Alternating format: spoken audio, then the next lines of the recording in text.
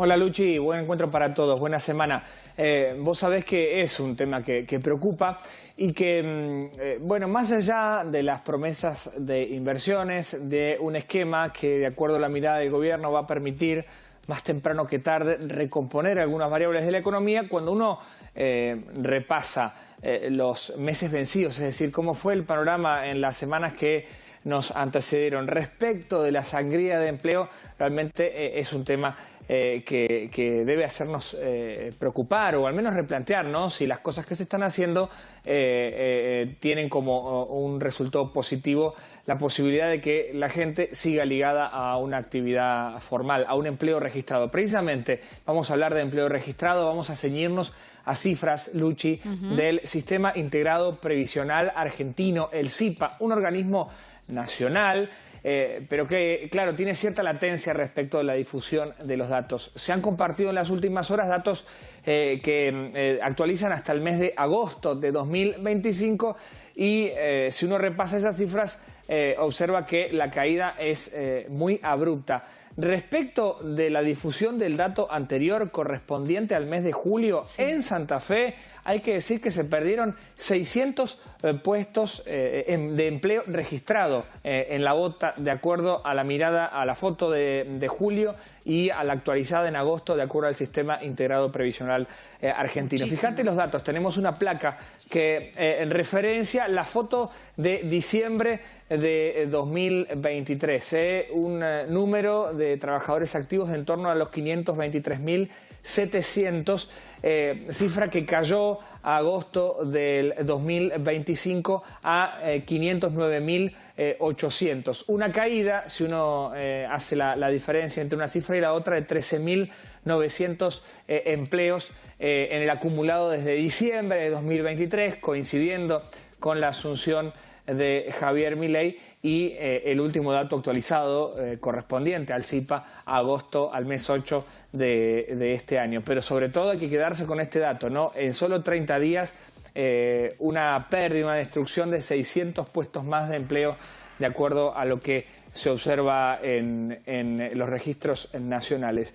En Santa Fe, como contrapartida, lógica si se quiere, en un contexto en donde aquel que pierde un empleo formal se las rebusca en la actividad independiente, crecieron los aportantes al monotributo 2,3%, pero también cayeron los autónomos, una caída superior al 4%, y los trabajadores independientes 11,8%, un desplome explicado principalmente en la reducción de los monotributistas sociales.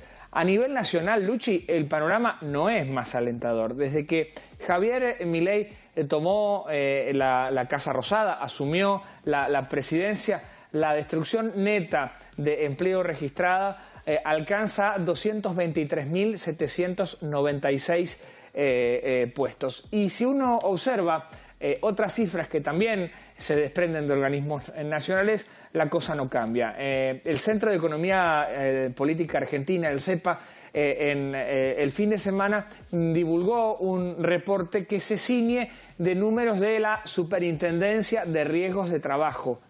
Son los números de la SRT que muestran cómo, por ejemplo, en noviembre de 2023 había en Santa Fe 50.608 empleadores. Se les dice unidades productivas, de acuerdo a la Superintendencia de Riesgos del Trabajo, y algo así como 632.500 empleados bajo cobertura del sistema de riesgos de trabajo. En agosto de 2025 se relevaron 48.576 empleadores y 616.898 empleados bajo cobertura de riesgos de trabajo. Es decir, que se produjo una caída de más de 2.000 unidades y esto es referencia específica de cierre de empresas, ya sea un patrón que tiene bajo su paraguas a un puñado de trabajadores o una estructura, un SRL, sociedad anónima de mayor envergadura, y 15.657 puestos de trabajo menos, de acuerdo, en este caso, a cifras de la Superintendencia de Riesgos de Trabajo.